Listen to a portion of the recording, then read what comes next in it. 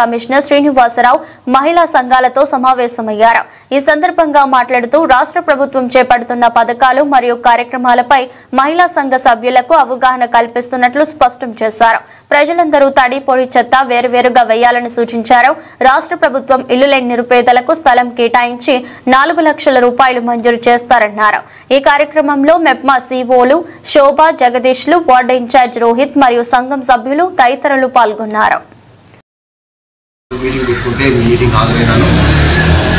ఇక్కడ మీరు చెప్పిన సమస్యలు ఏంటంటే నీళ్లు రావట్లేదని కొన్ని చోట్ల లైట్లు లేవని, రోడ్లు, డ్రైన్లు, వ్యక్తిగత సమస్యలు ఏదైతే ఇల్లు లేని వాళ్ళు ఇల్లు, స్థలము లేని వాళ్ళు కొన్ని నా దృష్టికి వచ్చినాయి.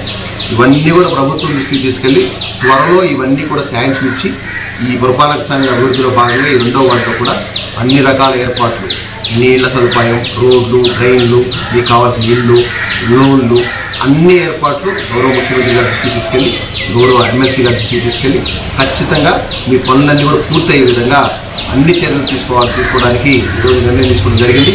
మీరు కూడా దాన్ని సహకరించాలని నమస్కారం. ఈరోజు కుప్పం పురపాలక సంఘ పరిధిలో సీగలపల్లి వార్డు నెంబర్ 2 సంబంధించి SLF మీటింగ్కి వచ్చాను. ఇందులో మా ఆర్పి, గౌరవ ప్రజాప్రతినిధులు అందరం కలిసి ప్రజలకి ఈ యొక్క పరిశుభ్రత ఎట్టుండాలా, మరియు పురపాలక సంఘ పరిధిలో ఏం కార్యక్రమాలు జరుగుతున్నాయి, రాష్ట్ర ప్రభుత్వం ఎలాంటి స్కీమ్స్ ఇచ్చినాయి, ఇది కొత్తగా హౌసింగ్ 4 లక్షల రూపాయలు కానీ, వాళ్ళకి ఇంట్రెస్ట్ ఏది 10 లక్షల వరకు ఈ పొదుపు సంఘాలకి వడ్డీ లేని రుణాలు కానీ, 5 లక్షల రూపాయల వ్యక్తిగత రుణాలు వడ్డీ లేకుండా ముద్రా రుణాలు కానీ, రకరకాల పథకాలు ఉన్నాయి. అవన్నీ కూడా ఈ SLF సభ్యులకి అవగాహన కల్పించడం జరిగింది. ఈ ఊళ్ళో సమస్యలు కూడా అన్నీ తెలుసుకోవడం జరిగింది. ఈ ఊళ్ళో నీళ్ళు రావట్లేదని అక్కడక్కడ కొంత లైట్లు, ట్రైన్లు, రోడ్లు ప్రాబ్లం చెప్పారు. అవన్నీ కూడా నోట్ చేసుకోవడం జరిగింది. పురపాలక సంఘ పరిధిలో మేమే సర్వే చేసి చక్కగా అవన్నీ కూడా ఏర్పాటు చేస్తున్నాము. ఇన్ఫ్రాస్ట్రక్చర్ అంతా కూడా పురపాలక సంఘ పరిధిలో ప్రతిరోజు రాత్రిపూట ఈ యొక్క చెత్త సేకరణ కమర్షియల్ ఏరియాస్లో చేస్తున్నాము. రెసిడెన్స్ ఏరియాలో ఉదయం నుంచి 10:30 దాకా మార్నింగు ప్రతి ఇంటికి వాహనం పంపించి డోర్ టు డోర్ చెత్త కలెక్ట్ చేయడం జరుగుతుంది. అలాగే ఫాగింగ్ చర్యలు కూడా తీసుకున్నాము. ప్రతిరోజు రాత్రిపూట ఒక 2 వార్డులు ఫాగింగ్ చేస్తాము. అదే కాకుండా స్ప్రేల ఆపరేషన్స్, ఈ సీజనల్ డిసీజ్కి సంబంధించి అబేట్ స్ప్రే చేయడం కానీ, ఆయిల్ బాల్ చేయడం కానీ, ఈ యొక్క దోమల నియంత్రణకు కూడా అన్ని చర్యలు కుప్పం పురపాలక సంఘం పరిధిలో చేపట్టడం జరిగింది.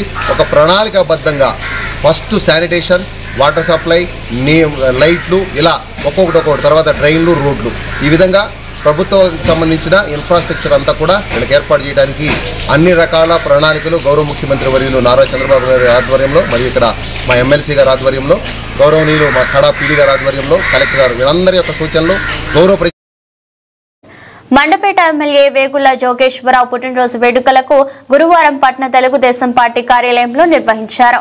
జనసేన, బీజేపీ, టీడీపీ నాయకులు, కార్యకర్తలు, అభిమానులు ఆధ్వర్యంలో ఘనంగా నిర్వహించారు. కేక్ కట్ చేశారు. ఎమ్మెల్యే వేగుళ్లకు పుట్టినరోజు శుభాకాంక్షలు తెలిపారు. స్వీట్లు పంపిణీ చేసి అనంతరం ధర్మగుండం చెరువు వద్ద ఉన్న మయూరి వృద్ధాశ్రమంలో పట్టణ టీడీపీ అధ్యక్షులు ఉంగరాల రాంబాబు ఆధ్వర్యంలో వృద్ధులతో కలిసి కేక్ కట్ చేసి వేగుళ్లకు పుట్టినరోజు శుభాకాంక్షలు తెలియజేశారు. స్వీట్లు పంచారు. ఈ సందర్భంగా వృద్ధులకు రాంబాబు భోజనాలు ఏర్పాటు చేశారు. ఈ కార్యక్రమంలో జనసేన, బీజేపీ, టీడీపీ నాయకులు, కార్యకర్తలు, అభిమానులు తదితరులు పాల్గొన్నారు. AP1